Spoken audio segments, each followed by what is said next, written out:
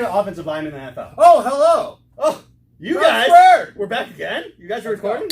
Evaluating our body types is what we do. No tits yet. Yeah. No tits yet. Our BMIs are not, a lot of people go on BMI for draft stock. They're like, this guy's BMI. I've heard that a lot. Sure. And it makes sense. If you're going to be a 3-down back, your BMI better be 12.9 or whatever. Adjusted height, speed rating, all that jazz. It's weird. Well, we got about 10 minutes to hit up our values here, right? Yeah, it'll probably be 20, but we'll say 12. We got about 10 minutes. Let's do about an early draft here. Early draft values. Yeah, we're going. It's more early draft strategy. I know you wanted to talk about this. So what do you think? What are you doing in terms of early draft right now? We're good. I would say a month or so. It's July 26th. 5 to 6 weeks from the time that the prime time to draft. And in the past, it was the third week of preseason, right? Like then they rest the starters, so you don't have to worry about the injuries. There's those 2-week sweet spot where you want to have your draft.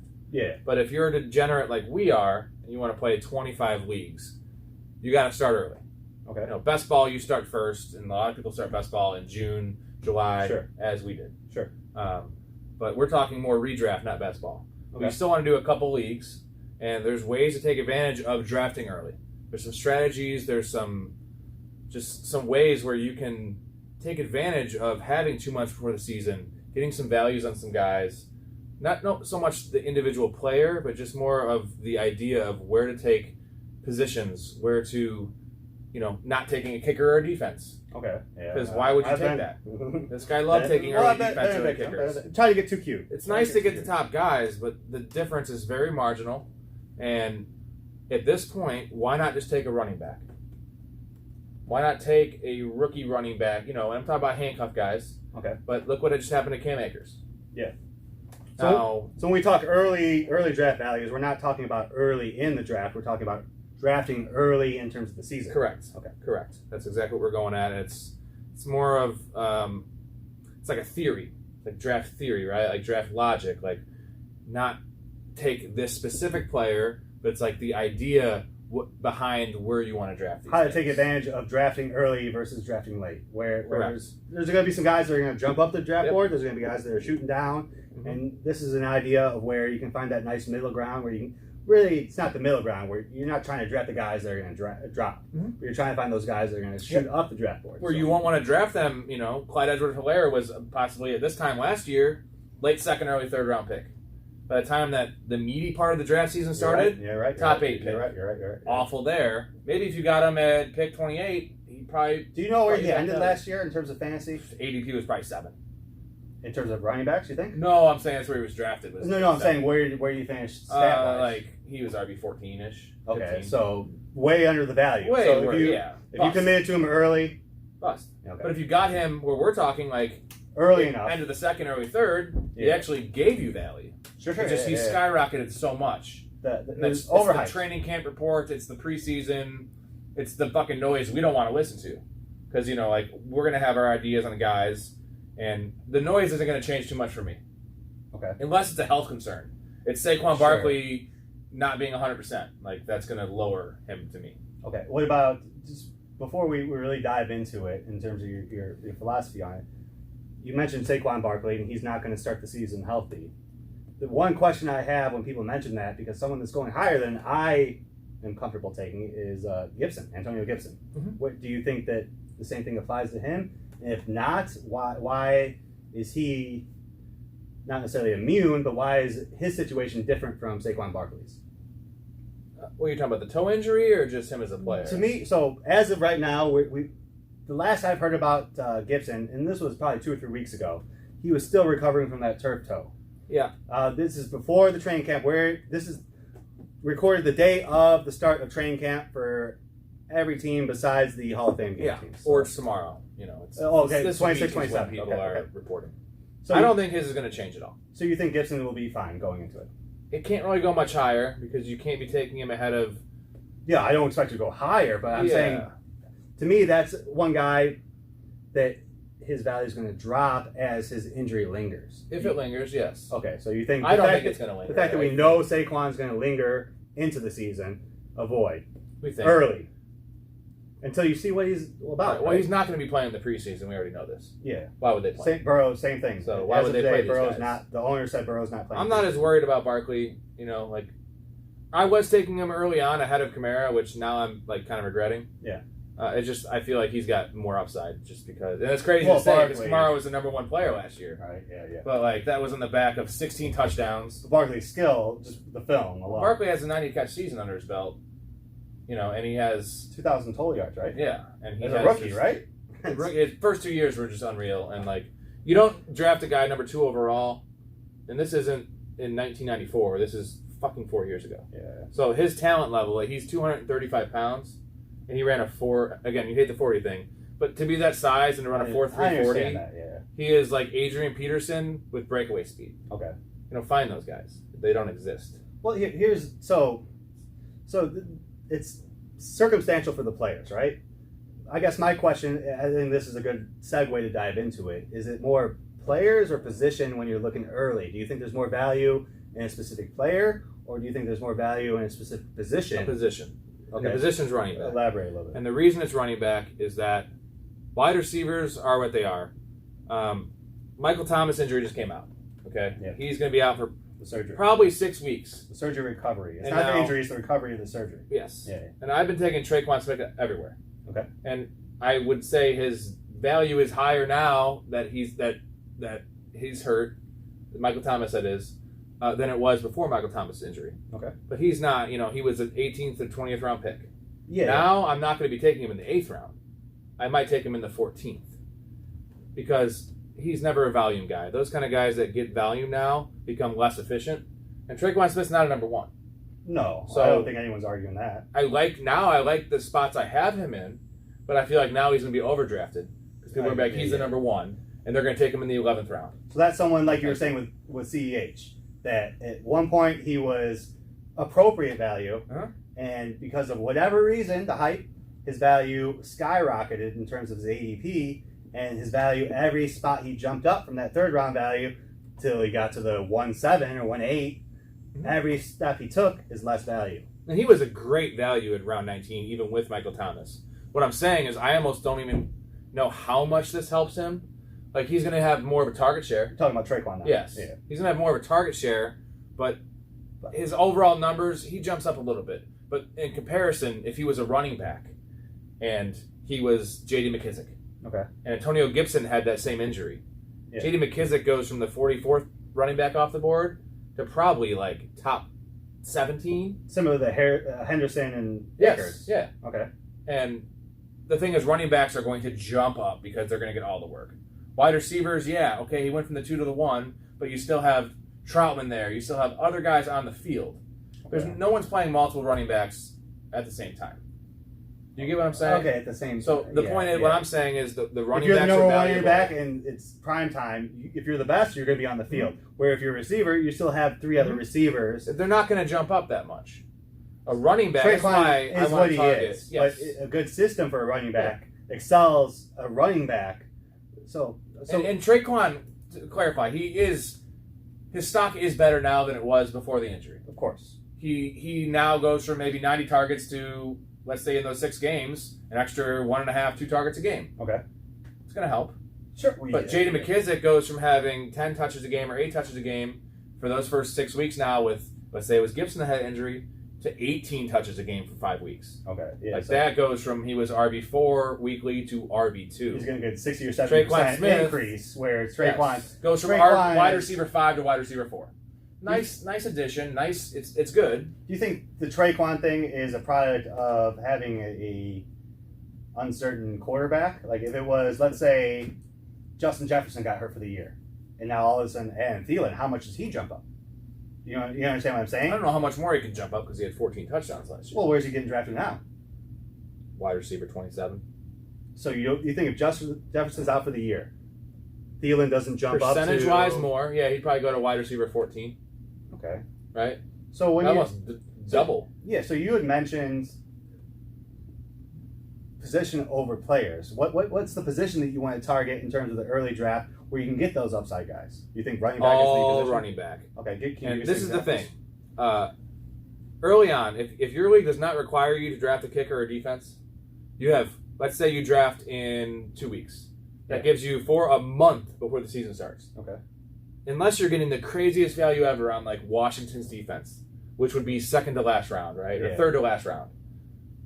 Then take Washington's defense because they're going to for sure be top 4. You're saying late round. Yeah, like late Okay. round. But unless people are always going to reach for those top 3 defenses, and Harrison Butker and Justin Tucker, Victim. unless you're getting the good value on those top 3, don't even take a kicker or defense because we're streaming those positions anyway. For the month, ride out with Ramondre Stevenson from he's in the Patriots, or Kenneth Gainwell on Philly, a rookie that's a kind of a handcuff. We don't know what the hell they are. But what if Miles Sanders dies in a car accident? So these aren't guys that you're saying you can start, but these are late round guys that you're going to be dropping them because you need a kicker and defense spot when the season starts. If they don't blow, yeah. It's just there's a chance that if Miles Sanders tears his ACL or drives off a cliff or assaults a woman and gets suspended, that Ramondre Stevenson becomes a 6th round pick and you have him on your roster, and then you just drop the guy you drafted 2 spots ahead of him, and you have that, right? It's Darrell Henderson isn't the best example, but he was going late. He was going 12th or 13th round, which in a lot of standard leagues it's like second to last round pick. Yeah. Draft these kind of guys. Draft Gus Edwards. Draft Devin Singletary. Draft guys that are the number 2s, and I'm not even talking about camp battles yet. I'm just talking about handcuffs. I want to get all running backs on my bench just because there's a chance you have a league winner. Drafting a kicker, I don't care if he ends up being the number 1 kicker, he's not going to win you your league. It's 2 points a week. We want to get the guys that are upside. You have a month to sit on this. So much can happen in a month.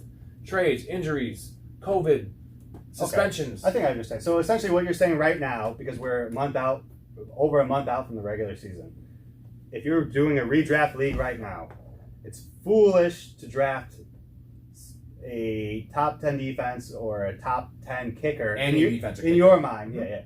Based on... I want 8 running backs on my roster, dude. Okay. I'll give you a good example. In XFL last year, we drafted pretty earlier than we usually did. Well, that's the alarm. Oh, man. All right. Halftime here. Right, halftime. We drafted about 2.5, 3 weeks before the season started. And apparently no one in our league knew who Antonio Gibson was. And he was he was starting to rise up draft boards. But I didn't draft a kicker and a defense because I had 2.5 weeks. Okay. And my last 4 picks were all running backs, knowing I'm going to have to drop 2 of those guys for my kicker and my defense. Okay. And my second to last pick was Antonio Gibson. No shit. And somehow he fell. I don't know how the hell people were drafting like Larry Fitzgerald ahead of him. Because people know who Larry Fitzgerald is. They're dumb. Name recognition. Yes. And like as their wide receiver 7. Never ever, there's no point ever to draft him because he's never going to do anything. Like you might be able to start him on an off week, but like you could always replace that in the waiver wire. So at what point can you draft a receiver in those late rounds? Where does the value in your mind drop off? Like if you're going let's say someone I'm going to give you like a J.D. McKissick, like at what point is he more valuable than someone like McCole Hardman? In what round do you think that Kissick, you know what I'm saying? Because to me, those guys in terms of round value, those are close. Because you're also talking about maybe heartstrings hard here with Hardman's a little bit higher. Let's say Henry Ruggs. Let's say Sammy Watkins. I would take those. I'm a Watkins guy, but the young guys that have a chance to become the number 1s, or in Hardman's case, the number 2. Jalen Reagor. How about that? Jalen Reagor is a perfect example. He's never going to be the number 1 because they drafted Devontae Smith. We assume he's not, but low pass. They did actually draft him. Do you think Reagor? He was a first round draft pick, right? He's a guy. If I'm going to draft a wide receiver, I'm not going to be drafting Jarvis Landry's not a great example because he's more of an 8th or 9th round pick. But him as a guy, right? Jarvis Landry is Jarvis Landry. Even as we saw with Odell Beckham getting hurt, Jarvis Landry was just steady wide receiver 3 guy. You think so? Really? No, I'm not. Yeah, he's too hard on this. His upside isn't what McCole Hardman's is. Just to me, when I watch Jarvis Landry, I see the best hands in the league. Maybe. Like he's great, but not anymore because he plays on the Browns. That's not a good example because he's better than these guys are talking about. Yeah, I think so. I'm saying a guy like him, someone that's the second receiver on their team, pretty much, right? Yeah, but when Beckham starting. Obviously, Landry's the number... Because their running attack is so prevalent, he's like almost the 4th option. So you don't think the running game's going to open up the possession receiver? No, it's going to open up the deep receiver. the Donovan Peoples-Joneses of the world. Okay, all right. Right? So Landry's Landry. He's going to have 70 catches. He's going to have 900 yards. He's going to have 6 touchdowns. You said Landry's a bad example because we're talking more the Rager, Hardman, Ruggs. Those Sammy are the guys Watkins, that I T.Y. want to draft. Hilton area. Yeah. Yes. And, T.Y. Hilton, you think I won't touch him with a 10-foot pole. You think there's a clear line in the receivers where the backup running backs get a clear advantage? Yes. Okay. But there are some upside receivers, and you mentioned them. And these are the guys where there's some uncertainty. Okay. Right? Henry Ruggs, uncertainty. They brought in John Brown. They have Bryan Edwards. Darren Waller's the number one there. Yeah. They have 2 running backs. They're going to run the ball, if they can, barring, game scripts. Henry Ruggs, though, we already know he's going to get the snaps. Sure. If they don't play him 90% of the snaps, then Gruden should be fired. I agree. Well, I think the offseason dictates, in the Raiders specifically, I think the offseason dictates that Gruden said, these are my guys. We're going to run with them this year. If it doesn't work, then they're going to clear house this year. This is, to me, the Raiders, it's a make or break here for the current roster. And it's not like they have to make the playoffs. It's can they win, if they win 8 games. I think they have to make the playoffs. They have no chance to make the playoffs. I don't think, not with fucking 18 wild cards, dude. I mean, they do have a lot of wild cards. So Henry Ruggs, if he's only going to go higher and his draft stock's only going to increase. Because if you start getting reports in preseason games of them starting to use him in the intermediate passing game, if they want to get him involved in screen passes, which is what he should have been doing all along, because Henry Ruggs is a guy you want to get the ball in his hands. They used him as a Deshaun Jackson last year, which is fine and dandy. He's good at that. Because that's the only skill he had. He was faster than everyone else in college, and that's and he's not a polished route runner. But the point is, these kind of guys, you want to run jet sweeps for them. Okay. You want to get them 2 screen passes a game. You want Percy Harvin roll and the deep ball roll, right? Percy Harvin. So if you can just manufacture 4 touches for him, one of them might be a carry, 2 of them might be a carry. You see a roll with Ruggs for that? Yeah. Oh yeah. Yeah. Yeah. Because that's actually what his role was in Alabama. That resonates with me. You get him the ball, he scores touchdowns. That's what he's always done. Same with Jalen Waddle. I mean, I know it's Alabama. He's an athlete before a football player. Yes. Get him the ball, let him do his thing. He's not going to manufacture and do Michael Thomas and DeAndre Hopkins things. He's not a technician. Yeah. But he can go deep, and I'm pretty sure the motherfucker can catch a screen pass. All right. So in terms of... But if you start hearing these things in camp, that they're doing this, and you already know he has the deep roll, and you already know he has a snap percentage, then in the 13th round, Henry Ruggs is a steal. Okay, so I think I understand what you're saying. So you're saying if you're looking for value early on in the season, as we are right now, a month and a half, month away from the regular season, if you're looking for value, you want guys that already have a role. Henry Ruggs has a role as the deep guy. He is the deep guy. They drafted him first round. He's going to be on the field. Exactly. But he also, because his job hasn't been challenged, he has... Well, they didn't bring anyone in. Well, John Brown is a deep guy. One guy they brought in, but they lost Aguilar. That's a wash. Okay. Right? So, okay. Not getting sidetracked. We know Ruggs' role. We know his potential. We saw what he could do in college. What you're saying is you see that value, but there's also another few steps you can take to get to the next level. He's already at his 14th round value, right? Yeah, worst case scenario. Yeah. If he catches 40 balls, 5 touchdowns for 800 yards, value. He's over his value. He has to do 30 for 503, and then he returns fifth round value. But you can see the 60-yard, 70-yard, 80-yard. A world where he's a solid wide receiver. He catches 70 for 1,205. Yeah. And now all of a sudden he's returning 8th round value. And then Hardman, to cover him real quick, he's more of the, he's even better. Because if we start getting wins, now Hardman's going higher, 9th, 10th, 11th. You think start getting wins attached because he's attached to Mahomes, right? 100%, that's why.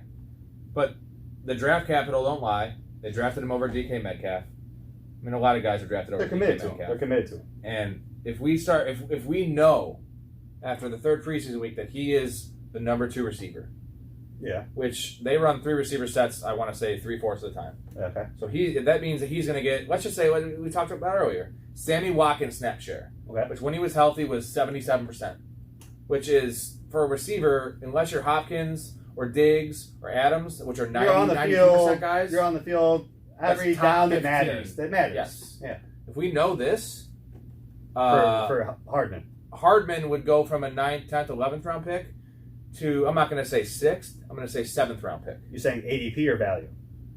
ADP, where he's going to be drafted. If we know this. But where does his value go? Because that's what matters. Where you can draft him versus what he I think McCole Hardman could be a low-end wide receiver 3. high-end wide receiver too. So 5th round. So you think so you think just he can catch 8 touchdowns. No, and 4 of those being 60-yard dingers, dude. Yeah, I'm not. It's tough to discredit any receiver that has that type of physical talent and they're attached to the guy throwing the ball, right? Like, and also the kicker but is. But you don't see Hardman as a potential wide receiver 1, right? No. The only scenario would be if Tyreek Hill got hurt. So there's a path. I would never say wide receiver 1, but I can still give you top 15. Okay. Wide receiver 1 is just tough because he's not a volume guy. Right? Yeah. The consistency is where I'm like, he hasn't. There's no downside. It doesn't look like he's polished enough to be like a Stephon. He's not. Don't expect like a Stephon Diggs or a Lamar Tyreek Jackson. Hill isn't that polished either. He's just a fucking freak. He's gotten better as a receiver, but he's not like these other guys we're talking about. Tyreek Hill just wins by pure athleticism, dude, and strength, and he's a dog, man. And what do you think translated Hill's athleticism into talent? It was probably the coaching, right? And the quarterback. And Hardman has been a part of that. Mm-hmm. So 3 years. This is remember back in the day, it used to be wait for the 3rd year for the receiver. You draft a receiver, you have to wait 3 years, and now then it's like then you the judge first year. Yeah, are you Justin Jefferson or no? You're not Justin Jefferson. You suck. And that's why people are giving up on these Jalen Reagors, he's only going into a 2nd, but Henry Ruggs going into a 2nd, Hardman going into a 3rd. It's like they had a somewhat disappointing first year, attached to bad quarterbacks for the most part, bad offenses, and some of these guys weren't quite ready. Not to mention, the biggest elephant in the room is the fact that COVID had no preseason games, no actual OTAs or actual fucking scrimmages. Dude. What position do you think that affects the most? Tight ends, probably, because tight end's always the hardest position. Not quarterback?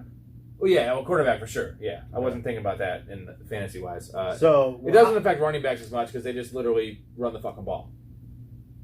You know, it's more of. I think it depends on the system because it depends on how much you have to block and how much. What do you have to do? I'm talking early down running back, right? Like Derrick Henry doesn't have to do too much. Yeah, it's like baseball: see ball, hit ball. Sure. Get ball, run ball. Don't fumble. You make it sound a lot simpler. A little caveman-ish, but... Yeah. Well, with baseball, I think it's a lot more complicated than that. But. And there was 3 other quick points. Yeah, if you have more value or X factors? Well, one thing for early drafts is I do want to target some backfield battles. All right, interesting. Now, we love Zach Moss. Yeah, even if it's a timeshare, we love Zach Moss. Yeah. But because we think, Zach Moss is having the valuable role of goal line carries. Maybe not 3rd down work in terms of the pass catching role, but 3rd down work in terms of the pass protecting. I think so. I think it's Zach Moss, and I think of it as, remember Le'Veon Bell last year in... yeah, he took that role away from Clyde. Yeah, so I see 5 to 6 carries a game for Singletary, maybe 8 touches total. 4 catches, maybe 6 8 touches total. Yeah. But Moss is flirting with that 15-16. I'll give Singletary 10 touches. I give Moss 14 to 16. Yeah. And that's right now if nothing changes. Yeah. Well, Moss to me and they're getting drafted accordingly. Moss 9th round, Singletary like 12th. Yeah, yes. Yeah. Okay. Which is, and that's in PPR. So that's one battle you want to highlight, right? And I will take fucking both of them. But I've actually had more Singletary just because I feel like the value is a little better. So 12th round. So they're both falling in terms of value, but Singletary is the one that's tumbling. But if we knew, and again, this is not exactly a backfield to target in terms of a team, because Josh Allen siphons all the touchdowns. Yeah, that's the question. Which can he keep on doing it? He'll still have 6, right? Like he's not gonna have 9. He might. But like worst case scenario, Josh Allen still has 6, 7 rushing. Well, here's the thing: as a Bears fan, because Trubisky's the backup, I fully anticipate Josh Allen getting hurt like week 3. And Trubisky throwing 35 touchdowns. Remember that play when he got destroyed? We thought he was gone for the year. Yeah, and he's a beast, dude. Josh Allen. We thought Prescott was going to get back up. Right. And Allen. Dude, Josh Allen, I don't know if it was his shoulder. You remember what I'm talking about? It was rough on Red Zone. Red Zone, yeah. We're like, Josh Allen's done. I was pissed because I had Diggs everywhere. I'm like, well, there goes my Diggs stock. Yeah. And he is, not injury prone. He's actually the opposite injury prone. This man is a monster. Okay. But he plays reckless as fuck. Yeah. And, Dante Culpepper did that too. McNabb did that too. And they're big dudes. But no one's above getting hurt. And look at Cam Newton. If they were smart and the Bills are going to be good, they should try to protect Josh Allen a little bit. How do you protect Josh Allen? you run the ball a little bit more. And are you going to run it with Devin Singletary, who's 5'10", the best blocking 210? back in there. Or are you going to run it with a bowling ball that is maybe not the most athletic guy, maybe not the shiftiest guy, but Zach Moss is solid 225. He's Frank Gore, but yes, he's Frank Gore. 10 years younger. Frank Gore. He's going to be in the league for 12 years. Book it right now. 12 years from now. Yep. Moss is going to be in the league. Big shoes to fill. And so there's some other backfield battles. Yeah, I'm curious because that one, that's more of a. Right now, I think a lot of people would consider that one a timeshare. Yes. So there's battles. Denver. Okay. So that one's interesting to me. Very I have no strong opinion on that. So I'm curious. What do you have to say about Denver's? Where do you lean? What do you like? I'm never going to be taking Melvin Gordon. Really? I mean, and he's going to fall. I'm telling you, like, really? In home leagues, dude, you're going to see Javonte Williams is going like 6th round right now. Really? Really? Yeah. That high? And dude, if you watch the tape, Javonte Williams reminds me of one person. Don't say, come on. Nicholas Chubb, Chubb, you're embarrassing me. I'm telling you, he is Nick Chubb, man. No. Well, Nick Chubb wasn't Nick Chubb until he was Nick Chubb. But he's so Chubb. He's so he chubs you out, bro. Hey. He's hard right now. You can't see it. He covered it. But if I stood up, you could see it. He reminds me of Nick Chubb. They have the same size. They're the same exact size. I'm gonna all their comps are similar, and their film is similar. I'm not saying he's as good as Nick Chubb. That's his comp. Okay. Just like when we watched Travis Etienne, I said that's LaShawn McCoy mixed with Alvin Kamara. All right, I see Right? I saw the comparisons with that. And I like Melvin Gordon, and he's only like 26 fucking Etienne years to old. me is a one-cut guy. Kamara's more than a one-cut guy.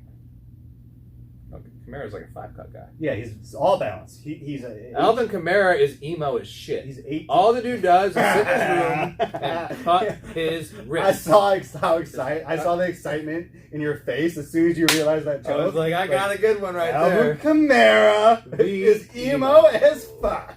All right. No, that's nice. Yeah, it was pretty nice. Cheers to that one. Let's go. No, that's not. All right, so Javonte Williams is good. Go back. Yeah, okay. And people want to say and reference his college numbers and say he's not a pass catcher. I'm sorry, Williams. You comp to Nick Chubb. Okay.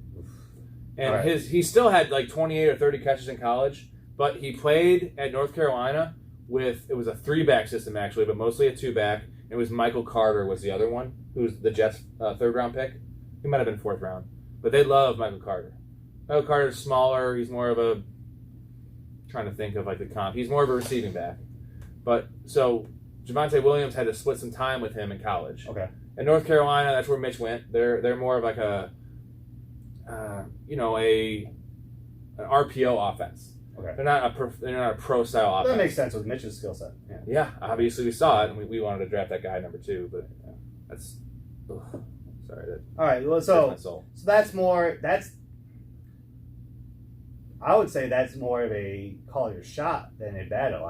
To me, at least in my opinion, I think Melvin Gordon's the starter going into the season. He probably will be. And you're saying just avoid Gordon. No, he's going to be more. I see him as a Jonathan Taylor from last year, right? Like slow start, 50-50, and then help that Marlon Mack got hurt. Sure. But like the crazy thing is right now, Melvin Gordon you can get in like the 8th or 9th, and Javonte in the 6th. But I have a feeling like if we get some rumblings from camp, and Melvin Gordon's disgruntled or gets another DUI or whatever the fucking case is. Did he ever get? He's not going to get suspended apparently, and that was one of the reasons where the coach came out. I remember and said, that at the end of last year. Yeah. The coach came out and said that if we're going to ride the hot hand, and if he said he quoted that if Williams takes the job, he's not going to look back. This is from the coach, and the thing is, early on I was like, I'm all about it because guess what? I was thinking Melvin Gordon's going to be suspended week 1. Yeah. And let's just say Javonte Williams goes 22 for 140 and a tutty. With 4 catches, doesn't miss a pass. He's never leaving. He's gone. Yeah. All of a sudden, Melvin Gordon's like. But now Gordon isn't getting suspended. And so he's going to be there week 1, which gives me some pause. Yeah. And Melvin Gordon, by the way, is only like 26 years old. It's tough to get a DUI in Denver. Well, yeah. Just smoke weed. It's legal there. Yeah. It's legal anywhere, but the cops will smoke it with you there. I lived in Colorado. I know. Tough to get a DUI. I think by the time the weeks start, Javonte Williams will be a 5th or 6th round pick. And I think that in home leagues you can start getting Melvin Gordon at the 10th or 12th. Because people are just going to see his name. You're going to have the dumbasses that are just like, oh, Melvin Gordon. Yeah, I if recognize you play with some that. smart people, he's going to be suppressed so much because everyone's all about Javonte Williams. No one's high on Denver. I'm a little higher on him. I know you are as well. Even without Aaron Rodgers coming, like I think Teddy can be an upgrade, and Carolina was. Well, Bridgewater for Judy, yeah. Just in general, I think he's a functional quarterback. I don't like Teddy. Bridgewater's good. And we both think Drew Lock. Unlock Drew Lock. That sounds nice. He's a gunslinger. He's Jay Cutler. I think every time we watch the guy play, we're like, Red Zone, we're like, we were amazed at the physical skills of Drew Lock and Gardner Minshew. We were blown away by this kid. Gardner Minshew's physical skills aren't good. He's just like a good old boy. Brett Favre. Yeah, he's a good old boy. He's got chew in his mouth. Fun. He's more fun. Super fun, dude. Okay. So, is there anyone else? Any other backfield battles? So I know you said the running backs are, and I agree with you. It makes sense what you're saying is that you can get the backup running back that can go from the 12th with round, an injury or with a report. Whatever the right circumstances, he can go from a 12th, 14th round pick and return 4th, 5th, 6th round. No receivers jumping up 6 rounds. Or they'll go from 24 to 18, but no receivers going from round 12 to round 6. Right? I disagree with that. I think guys like, there's a couple guys, Sammy Watkins and T.Y. Hilton, are guys, for me particularly, that are veterans that have new quarterbacks coming in or a new system that have proven themselves in the past, that have an opportunity to reinvent themselves with a good team. T.Y. Hilton last year had Phillip Rivers. Team was in turmoil. They didn't know what they're doing. Back half of the year, he killed it. He really did. No, he did. He did. And now he's getting Carson Wentz, who just 2 years ago was the front runner for MVP before he tore his ACL. 3 years ago, whatever it was. A short time ago, he had one bad season. Now, to me, Wentz is the same as Prescott. Like they're same in stature. They can both move the same out of the pocket. They both have really strong arms, and they both take risks more so than they should. The biggest difference is Prescott had Amari Cooper, CeeDee Lamb, Michael Gallup, and who the hell did Wentz have? Jalen Reagor. And he also had the worst offensive line in the league. Yeah. So now he's going to the best offensive line in the league and with some established receivers. Of a coach. With some established receivers, right? So someone like T.Y. Hilton is, for me personally, is a target for receivers, not necessarily running backs. I know it's a little against what you're saying, but and then again with Sammy Watkins, established guy, a veteran, only 27, 28 years old still. Like people think he's like 32. Yeah, same age as Mike Evans. He's 3 or 4 years younger than T.Y. Hilton. Yes. Yeah, so to me, T.Y.'s cooked. Sorry. I could see that. I'm more on board with T.Y. than I am for Sammy Watkins. Oh, really? Sammy Watkins, football player, real life, awesome impact on the Ravens. I believe it. Okay. He'll be a championship player. Yeah. He can make some big catches. I think he might be the reason they win a couple. I like games. volume, and Sammy Watkins I think will not he get will any volume. because I don't know who else does. Give me another receiver that Lamar Jackson trusts.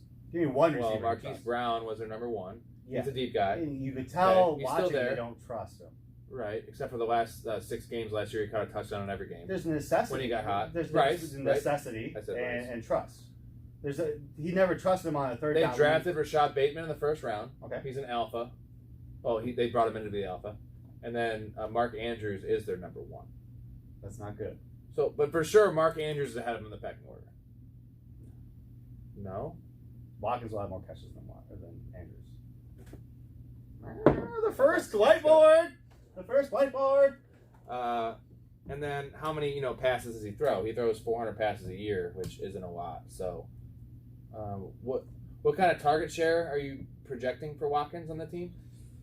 You're gonna say 25%? It's a fourth of the passes. I don't see you break I'm it just down. asking you. I'm kidding. You we'll break it down into numbers in terms Yes. of like. So give me what? Pen. Who led the league in target share last year? Like give me an idea of a good number is like 28 to 30. So 25 would be a good number. Yeah. So that ain't happening. I don't think it needs to for him to return value in the 15th round. That's true. I mean, what does he need to do? So you're going to say 20% or 22%? I would say 20%. Yeah. Okay. So if Watkins versus. So if they throw 450 passes, okay. Yep. This is the Ravens. Yeah. Heavy run team, quarterback runs. 20% gives him 90 targets on the year. not good enough. No, he'll have 120 targets. No, well, so he's gonna have 30% target share then. Maybe. Yeah, if that's what the numbers break down to. I don't give a. He's DeAndre Hopkins. I'm not trying to. No. Well, this is the easiest way to break it down. Maybe on the team, yeah. Because I can tell you the you know total. What? Maybe on the fucking team, yeah.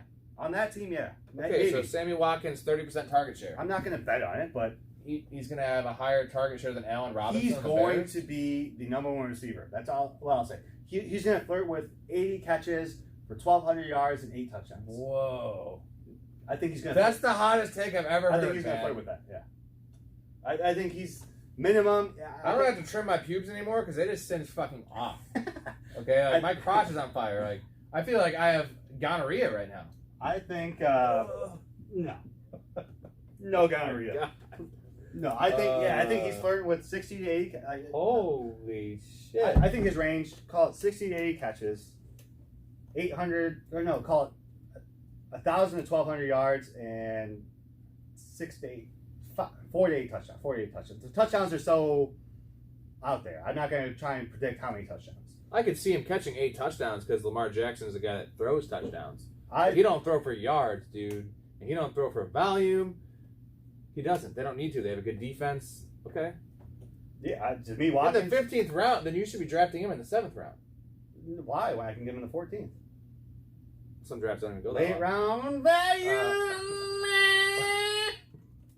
One more thing about your T.Y. Hilton thing. All right. You would take him over Paris Campbell? Yeah. Or Michael Pittman? Yeah. It's usually two sides of it, right? There's Pittman guys, there's Paris Campbell guys. Mm-hmm. I'm one of the rare Paris Campbell guys. Because everyone loves Terry McLaurin, right? Yeah. Yeah, Scary Terry's a You realize they were on the same team in college. Okay. Ohio State. All right. One of them was drafted 27th overall in the first round. One of them was drafted in the 3rd round. Which one was that? You would think Terry McLaurin was drafted in the 1st round and Paris Campbell was drafted in the 3rd round. Yeah. Paris Campbell was drafted in the 1st round. Circumstantial, man. I mean, was it? Campbell, I know, has gotten hurt, and they're also a heavy running team where Washington for the last 4 years has been down. So why is everyone all about like Terry McLaurin, but Paris Campbell's getting a 16th round production? draft? What they've done in the past. That's why. Yeah. Is that a reason to draft though? You know it ain't. No, I don't have a strong feeling about either of those players. Like I like Scary Terry, but Paris Campbell. I don't necessarily. I don't have a strong feeling on Paris Campbell. If I'm going to draft a Colts player, legit, it's going to be probably Carson Wentz or it's going to be T.Y. Hilton simply because of the value. Boring though. But that's the value you can get. I'm not going to draft. Right. I'm not going to draft Jonathan Taylor in the first fucking round. No fucking way. I'm not touching any of that. And who else is on the team? Mo Cox. Yeah, where is he getting drafted at all? No, I don't think so. So, who am I going to draft? What position do I have an opportunity to draft? If it's a Colts player, it's going to be one of those two. I'm not going in the draft saying where can I draft a Colts player. But if we're talking specifically about the Colts, Jonathan Taylor's overvalued to me. Mm-hmm. Where there's 2 players that are clearly underrated, and that's Wentz and T.Y. Hilton. Where Campbell and Pittman Jr., I don't know. I don't have a strong enough feeling about it. You're going to draft T.Y. Hilton, and you're going to drop him after 3 weeks. That's fine, because just like you're going to draft Paris Campbell and drop him after 3 weeks. But I want the upside. Yeah, I'll take the guy that's done it before. I'll take the guy that's not 32. So, sure, okay, right? Yeah, we'll agree. Agree to disagree. Yeah. Love it. 2 more things. Rookies before the hype. For the early draft strategy, because they're going to be hyped up. Travis Etienne, I know you think that James Robinson's going to win the job. He's only going to get higher. So if you can get him in the 5th round and you like him, take him now, because by the time September rolls around, someone's going to snake him with the 37th pick, the 38th pick, reach 5 picks, and you can get a super value. Because they read a Roto World fucking blurb. Or he plays a preseason game and has a 70-yard touchdown. Do you remember who was the guy, the Lions running back? Kerryon Johnson. No, it was before that. He had a 80-yard return, like the first touch. He was on the kick return team, and he took it 80 yards to the house. Oh no! Man, his draft stock Yeah. He went from 12th round, and they're like, well, he might get the job, and then he went to like a 7th round pick. Yeah. All right. Or Darwin Thompson a couple years ago, the Chiefs rookie. He's a pipsqueak. This guy's like 5'10", like 200. Sure. There was some like nice Roto World things that came out, and he was undrafted, and I actually fell victim to this in my league. I took him in like the 9th round because it was Damian Williams as a starter. Yeah. Everyone's like, well, Darwin Thompson's going to have a role, and he might overtake him. I didn't believe in Damian Williams, and then obviously Darrell Williams obviously leapfrogged. So would you say it's So get him now if you like him. Would you say it's fair to say if you like someone, go watch some YouTube video about them, and then if you have a strong conviction about them, stick with that guy regardless of the news? Yeah, fuck the news. You say right now is a good time to go find your guys, right? Swifts of the world, so Mixons of the world. Now, so the best value is finding your guys and finding those competitions that you're talking about. The guys that you like. This guy's better than the other guy. Gonna win the battle. Right. Just based on your personal convictions, maybe, or what you're seeing on film, or maybe a situation that people aren't talking about, right? You have to weigh in a couple other things, contract situations. If they were drafted by the regime that are there, there's other things, but it's not just. But have some conviction on some players, especially later, is what you're saying. And trust it. And again, if you know what you're talking about, well, I think that to me the eye test is the most important thing. If you say this guy's interesting to me, go watch some video. Just go do it. But some people don't know football, and so I don't like those guys. Should not necessarily trust their eyes, and especially when you're watching only highlight videos. Yes, it's easy. Yes, because Michael Jordan, apparently, to 90% of the basketball fans in the world, Michael Jordan's never missed a shot ever because they only see his makes. Michael Jordan, they're all shitload of shots. More. 55% of them. Yeah, a lot more than he made. A lot more than he made. A lot more. But. And then I'll leave you with this for the early draft strategy. All right, what do you got? Is just what's most likely to happen, and this kind of goes back to some How do you of the. determine that though? This is more of a contract kind of thing with Aaron Rodgers, Deshaun Watson, that kind of shit. Like for me, I've been saying all along, How do you think it should happen? Have some conviction. Have some conviction in what you're doing. Yes.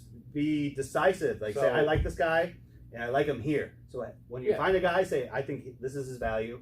And have conviction. If he goes before that, sorry, someone overdrafted him. But if he goes later, someone else is getting the value. But hopefully he's not going past you based on the line you set, right? This is a Devontae Adams conversation. Really? What's most likely to happen? Is Aaron Rodgers going to play for the Packers or not play for the Packers? I would say play for the Packers. Well, now with the news that came out. I was saying this a week ago, 2 weeks ago, 3 weeks ago. Okay. And I've been getting Devontae Adams late 2nd round. You did draft in your Superflex multiple league. Times. I criticized you a little bit. I'm not afraid to admit because you drafted Rodgers. You're like, if he plays, I've been drafting Rodgers as the 14th quarterback off the board, and that's not even the same conversation. You decide Rodgers is going to play, and you had the conviction. You drafted him.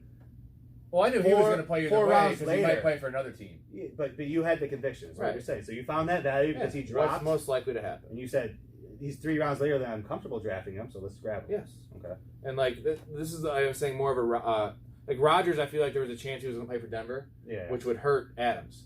But I'm not taking that out of the equation. Was Rodgers more likely to play for the Packers? Or are they going to trade this generational, best of all time possible talent to another team? Yeah.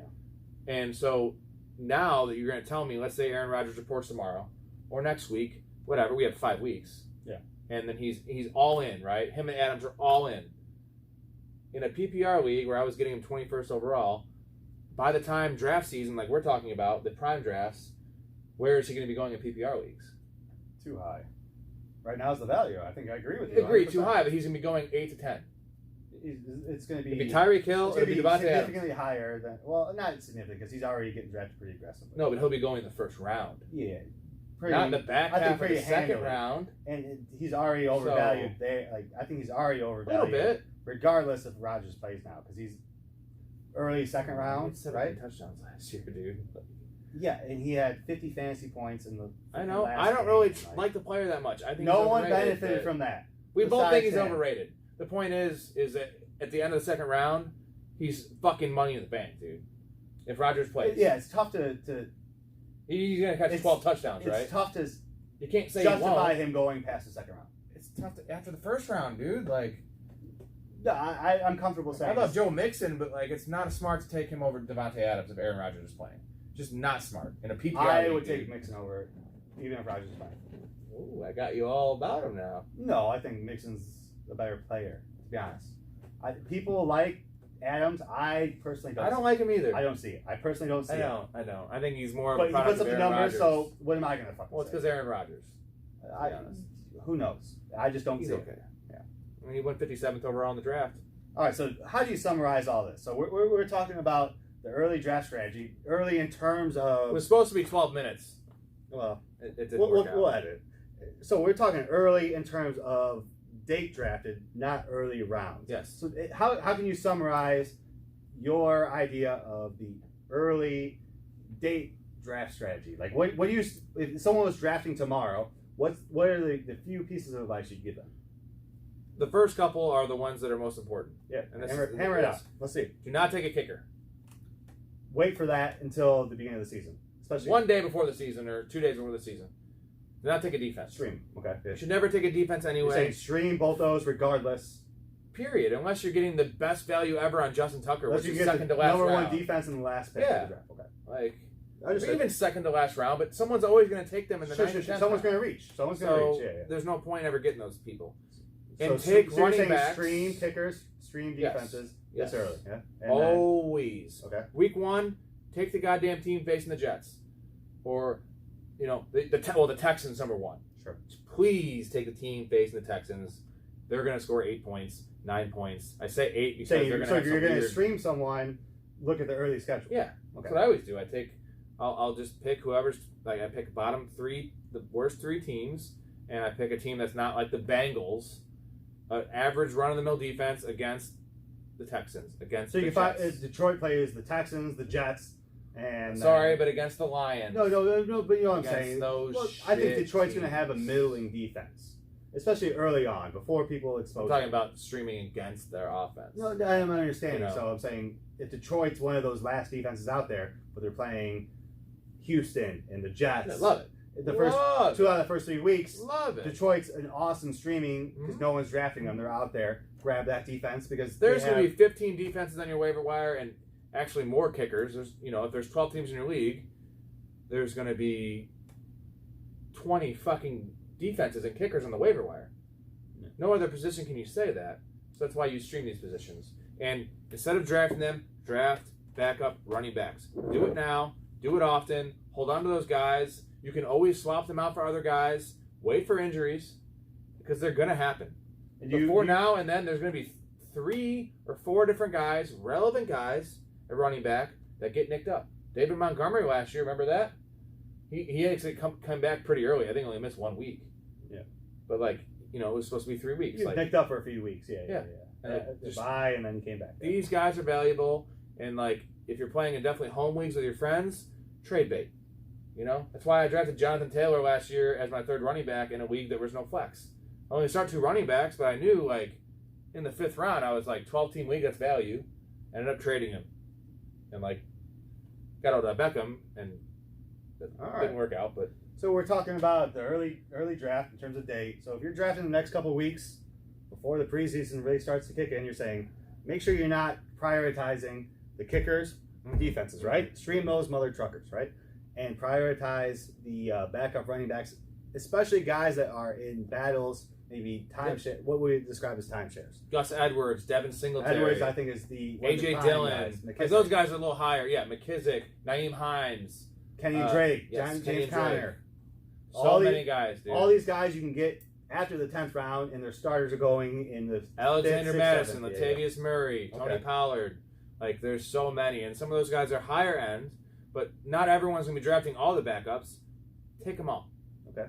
All right. So there it is. So stream. Make sure you're streaming the right positions, kicker, defense, because those are going to be available, and people are going to drop them accordingly. Those are one of the first positions to get dropped when you need a running back or a receiver or a quarterback, right? And no one's carrying 2. If they're carrying 2, then let them. So you're Wasted probably roster saying spots, don't man. stream the quarterback position because there's enough value. Maybe you can get Yeah. someone that's good. Take a shot on those late round running backs, and there it is. that's it. That's it for right now. We'll see what happens in a couple weeks. But right now, you got the early streams, you got the early round value, early draft value. Can't go wrong. Till next time. 12 minutes. I told you, impossible. We didn't even get to our points yet. I feel like we had some nice digressions there. Yeah. That was tight.